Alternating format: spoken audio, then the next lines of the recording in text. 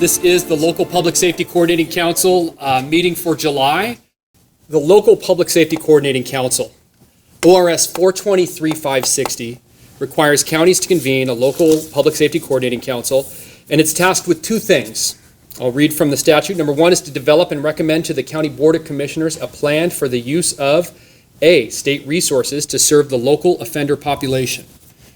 And then it also asks for us to do a similar process for the juvenile population, age 15 to 18. That's what Joe Ferguson brought before us, I believe, a couple months ago. And then it also asks us to coordinate local criminal justice policy among affected entities. We do spend most of our time in our agenda space on the last one, on number 2, but we're required to do number 1A, and that's what I'm here for today. So we'll talk about what that plan is for state resources to serve the local offender population. 423-478 talks about Community Corrections Act funding, and it says that in partnership with the Department of Corrections, we shall assume responsibility for community-based supervision, sanctions, and services. And so on each of these slides, you'll see that down at the bottom just to reiterate what this funding is really used for.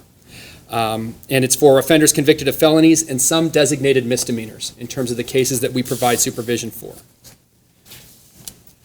Jackson County Supervised Population, if you were to take a snapshot of it, which is how the state develops our budget, they take a snapshot over 3 months and give us an average.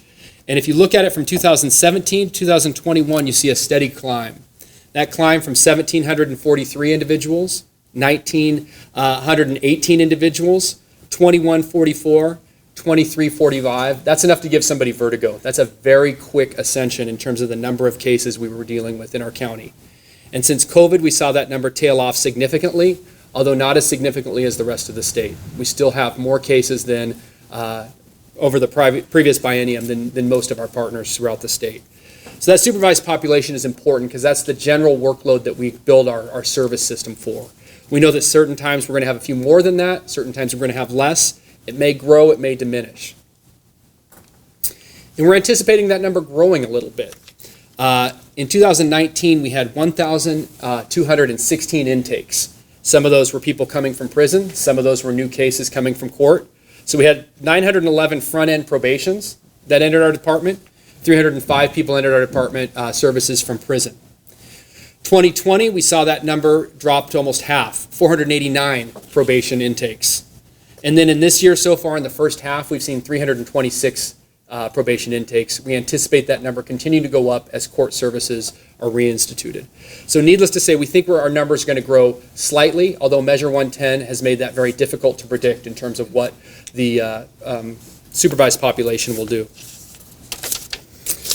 And when we talk about Jackson County, almost every time I bring it up, we do have a heightened risk level.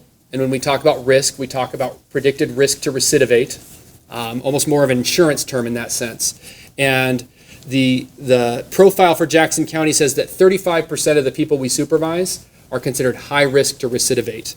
Compare that with the state average of 20% to recidivate. On the state level, 48% are considered a low level to recidivate. Low likelihood to recidivate would be the way to read that. In Jackson County, only 36% of our folks are considered a low likelihood to recidivate. So we have a heightened workload. We have heightened responsibilities in terms of what we're doing.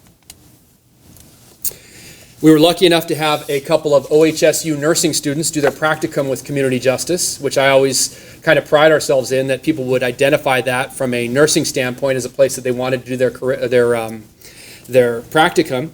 And one of the projects they did was they conducted a client survey for us, and they talked to 74 different individuals, people on supervision in our office. And they were trying to measure ways to promote resiliency, which they defined as protective factors to survive and thrive from significant adversity and stress. I'll talk more about resiliency, and I'll talk about it both from the sense of the people who experience our services and from the people who provide our services, our teammates and our officers. But when they did this survey, they found that 91% of those folks found that they could be honest with their PO. 82% believed that their PO was teaching them skills, and 57% felt helped by community justice. We are working on that 57%. Although I still think those are very positive numbers, and they reflect the shift we've tried to make to more of a coaching mentality. We are that one stop in the criminal justice system where we are tasked with building on change. The idea that a person can do better, that we can change patterns of behavior, and that people can become members of our society that we like seeing next to us at Winco when we're doing our shopping, at Little League games when we're watching our kids play. And those are the type of neighbors that we try and help create in what we do. So when we look at our major intake, and this is over the biennium, in terms of where our funding comes from, $20.6 million will come from the state in the form of Community Corrections Act money in the next 2 years. This represents an increase both in terms of the percentage of the overall state budget that's being spent to counties. Our county has a higher percentage of those people now. 7.42% of the supervised population in the state is in Jackson County. Per capita, we're 5.5% roughly of the state population. So that money's coming down, and then the rate at which they're reimbursing us for those services has also gone up. Over the legislative session, we argued and fought and articulated as to why it was important for them to really put on a per case level a greater amount of money and funding and resources, because we said that that money leads to smaller caseloads, more support services, and alternatives to prison that really save the state money in the long run. And the state agreed and made that investment. We also have grants and fees that I'll open up a little bit about here. $10.3 million over the biennium will be through those. And then we get a general fund investment into adult services from our county, which prioritizes public safety and identifies the fact that transitional housing beds, enhanced DUII services, and a strong community justice department is important within that milieu, within that array of services. Eric, can you just talk real quick about what people don't know that we provide services for people that would otherwise be homeless? Absolutely. Talk a little bit about the general fund dollars that go into that. We absolutely will, because when we talk about the transition center and we talk about the people that we serve who are without housing, we provide up to 45 beds of services per day for people in our community who would otherwise be unhoused so that they can live. And they don't just have a place to live. They have a place that has case management, mental health supports. And when I say case management, that's everything from employment, health services, work around their finances and budgeting. We teach these people skills. And to be very frank, the people that we serve within our transitional housing are people that are often unsafe in other transitional housing resources within our community. So a person perhaps who's been convicted of a sex offense, living in a group housing situation for other unhoused folks, we can serve them with more accountability and safety in our setting and make sure that they're less of a threat to our community. And I think that gets lost sometimes, the volume of people that we serve. A person getting out of prison, instead of coming back to our community unhoused with a duffel bag that's taped together, in our community they come and they have housing. They immediately start engaging in services, whether those be support services around employment and healthcare, or alcohol and drug treatment and skill building. And it's a full range of services that we provide to unhoused folks that is funded largely by county dollars. And that money is one of those things I'll talk about a little more here. Yeah, I'm just going to put an exclamation point on that. Yes. So a lot of people want to know, what's the county doing to help with the homelessness issue? I think the county, out of every local government, probably spends the most direct general fund dollars on this service. Of that $5.4 million, about $1.5 million goes into this particular project. We're spending $1.5 million a year directly serving people that would otherwise be homeless. Right, and I think that in terms of also what our county response is to the criminal justice population, it's not just jail, although I don't know if Josh is still there. That's very important, but it's supports and how are folks who are otherwise unhoused getting served. So that's a huge component of what we're going to talk about today. That grant and fee revenue by source, the slide I had earlier, $3.65 million comes from our Justice Reinvestment Initiative, which I'll spend a considerable amount talking about. Other grants from the state, Measure 57, Family Sentencing Alternative Programs, providing supports to people in our communities. Client fees are down to $1.1 million over a 2-year period in terms of how we're funded. I'll talk about that a little more in depth. Work crew fees, when we send work crews out, whether that be a fire response, helping with parks, roads, animal control, $1 million a year. We contract with the Federal Bureau of Prisons to provide reentry and support services for people who are within the federal system. That contract anticipates about $700,000 over the biennium. And our treatment court grants at $486,000, providing those kind of supports and alternative programming for people who are otherwise in our system due to drug-related issues. I like to give a scope of what I'm talking about today in terms of what we do, because it's not just about adult parole and probation, it's not just about jail, and it's not just about the transition center, but we have 200 people right now who are currently receiving pretrial supports and supervision and monitoring in our county right now. Over the last biennium, 759 adults received employment services, and that's everything from resume building, job leads, and then supports once they're employed. We did 1,277 DUI intakes. Mental health clients, we opened cases and supports for 251 different individuals who are at justice involved and in need of a support. We provided 26,180 hours of community service, and we dispatched 2,801 work crews from our transition center and community service programs. So just to give a sense of the volume and kind of the nature of what we do. One of the primary functions that we do under supervision and sanctions is the supervisory authority.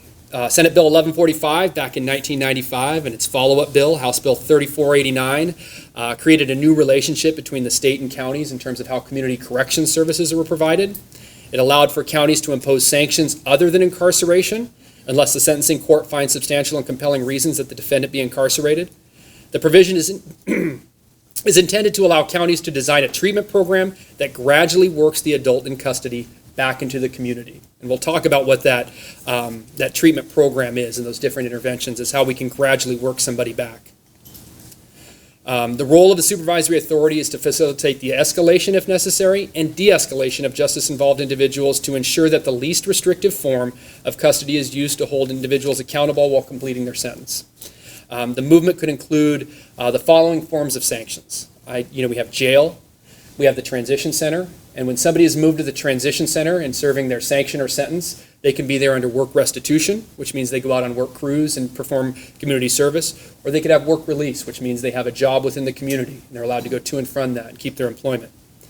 It could include home detention, residential treatment, electronic monitoring, increased reporting, and it could even include community placement. A person could be at their home with reporting instructions, should that be the most appropriate form of custody. And we can do that in terms of what a person poses it for risk, what resources we have available, and what individual needs they might have. Our staff work with the jail to ensure that sanctioned and sentenced individuals have appropriate accountability and movement within the continuum of sanctions. The supervisory authority tracks sanctions and local sentences of 365 days or less to their completion. And we have a team of staff dedicated to tracking these sentences and moving individuals to the most appropriate level of custody as they serve sanctions and sentences.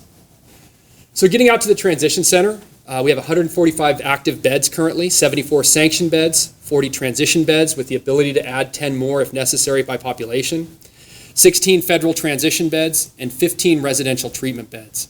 It is out in Talent. It did endure the fire. The fire went through it last year. We lost a couple outbuildings. We had to evacuate the entire facility.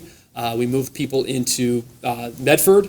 We moved some of them into Grants Pass. I believe Tira Hubbard, a manager within our department, stayed the night with those folks. So those people who otherwise didn't have placements had some sort of place to go as well as accountability with that. That was a long night, much appreciated.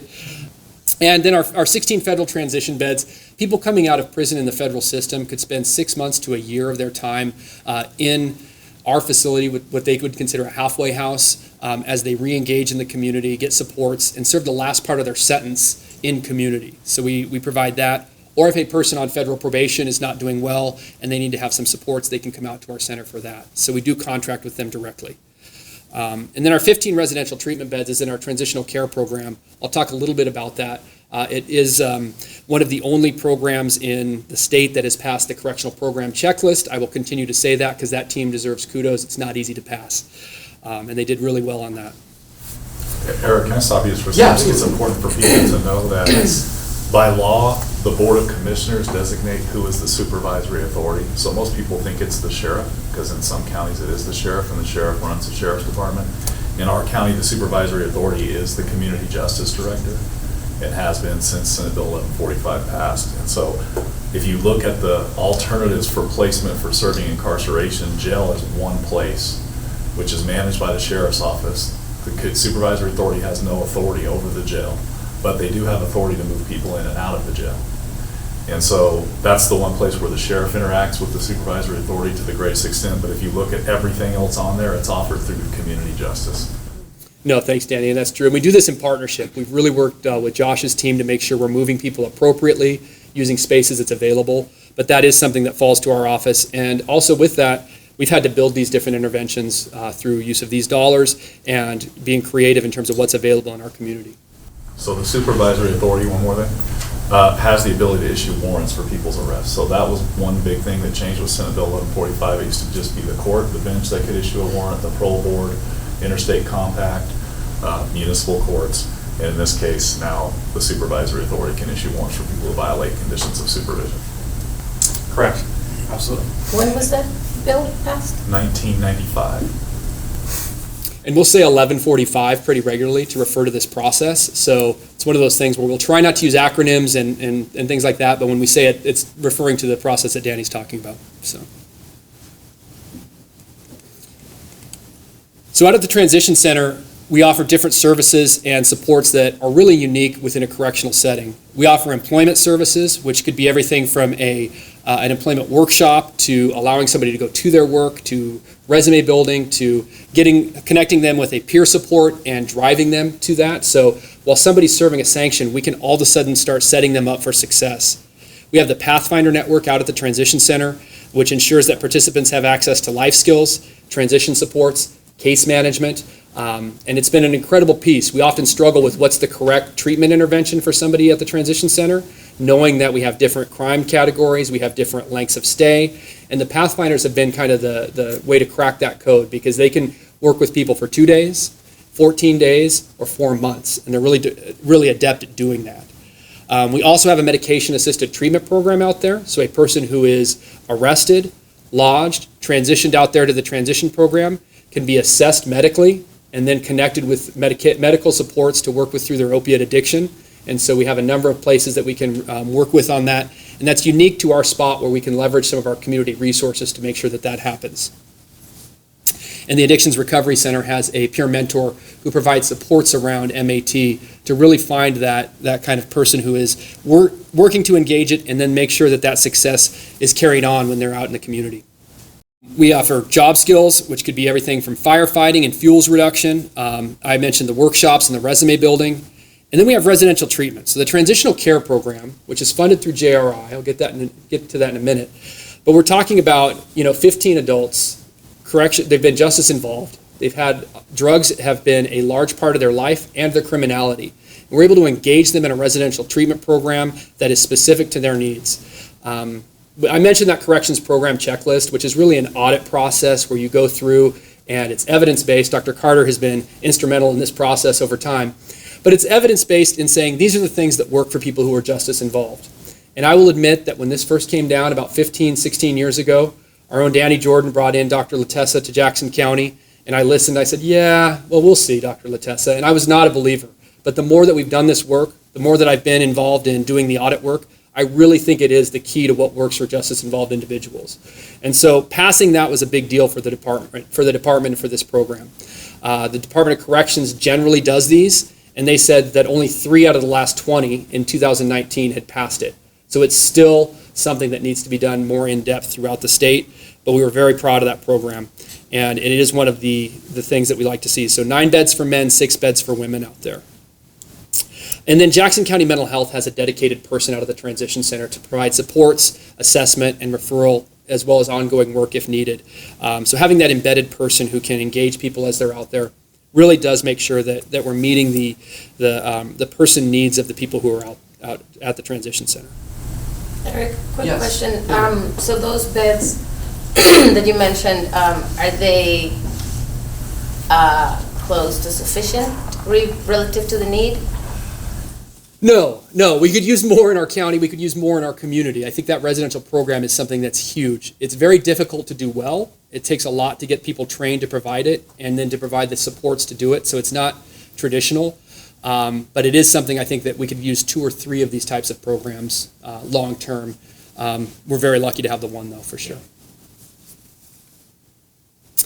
So 1,878 individuals on supervision right now. That's generally what we're looking at. This plan would call for 31 parole and probation officers, which would be an increase of 4. It would allow us to have caseloads for the high-risk individuals that most need services.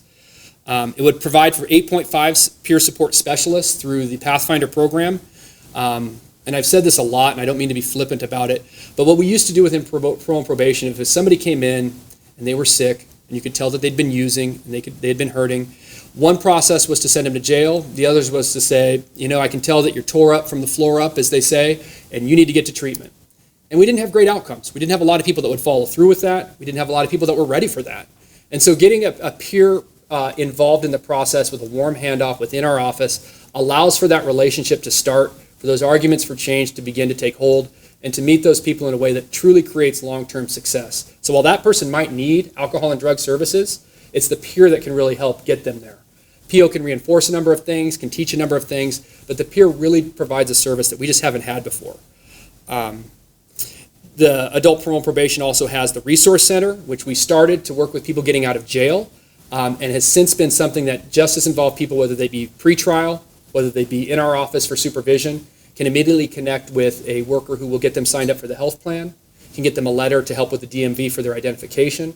We have employment and housing services, Access is in this building, our employment specialist is there, as well as alcohol and drug support for those people who are ready for treatment.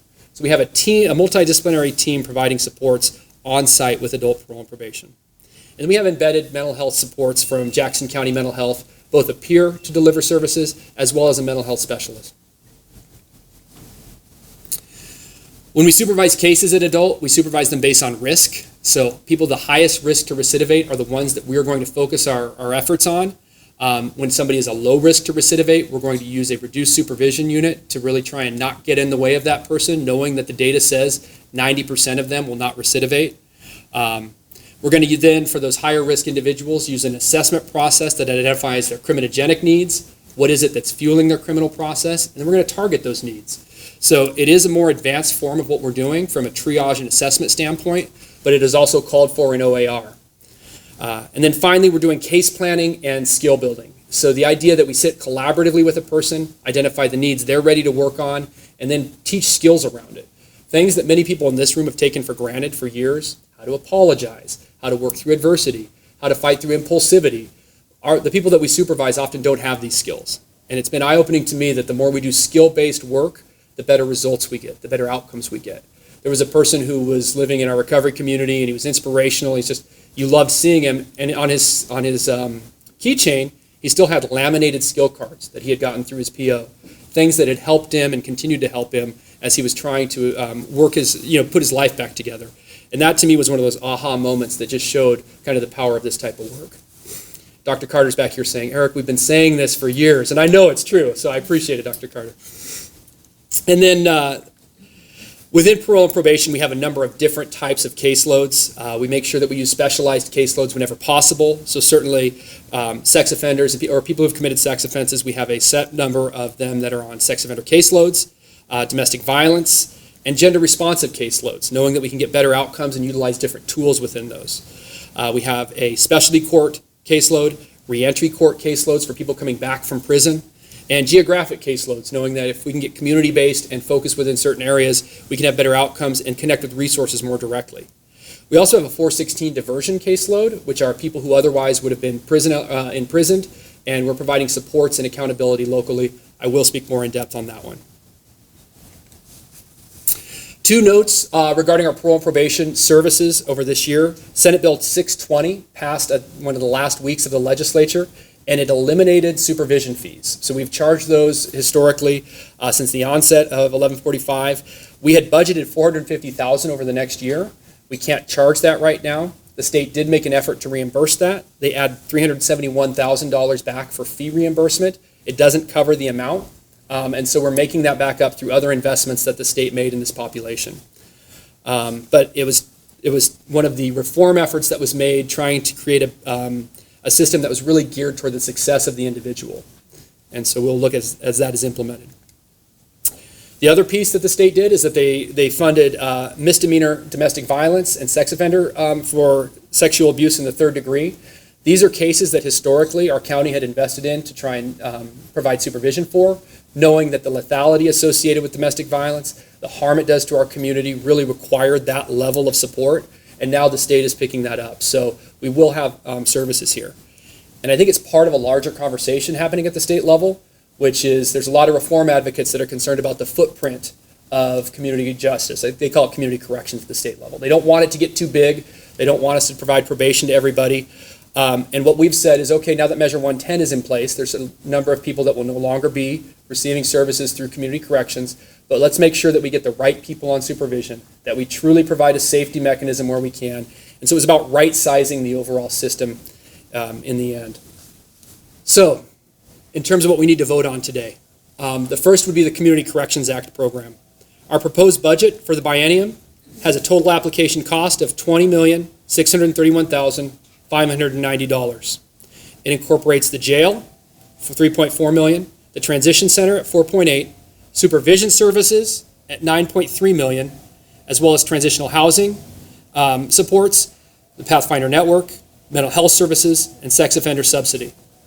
This entire program will be submitted to the Board of Commissioners upon the recommendation of the LIPSIC, and then it will go to the Department of Corrections, where they will say that it meets their status. But we build it in partnership with the DOC.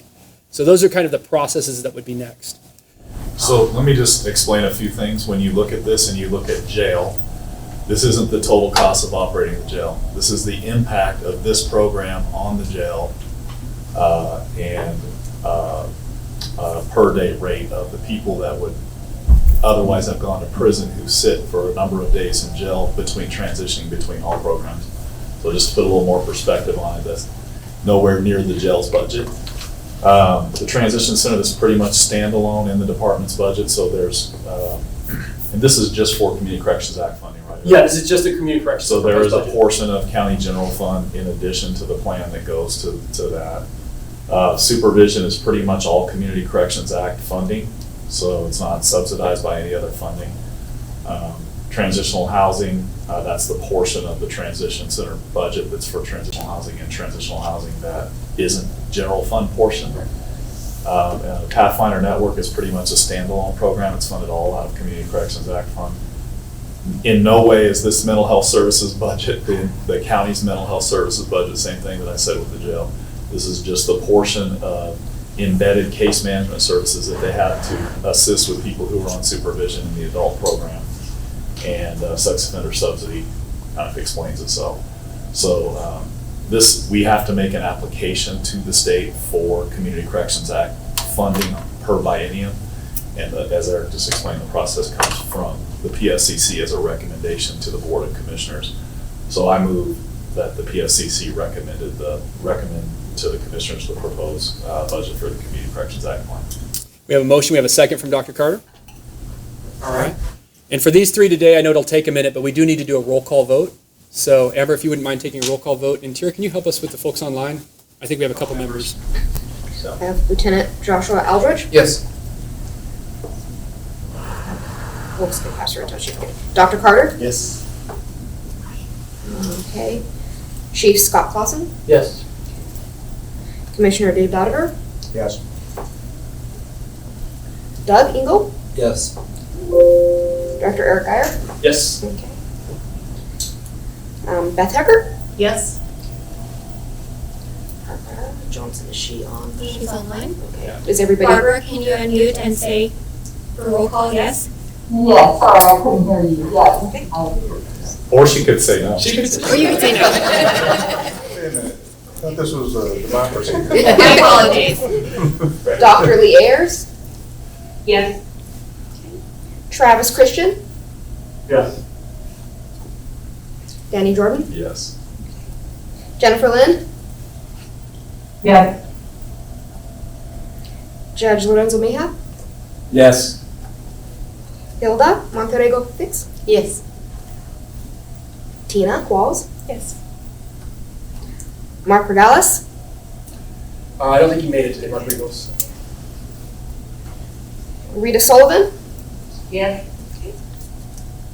That's everybody. All right. It's great to be back in person, and we'll look to see you. There is not a meeting in August, so we'll look to reconvene in September. So in the meantime, thanks all. Have a great day.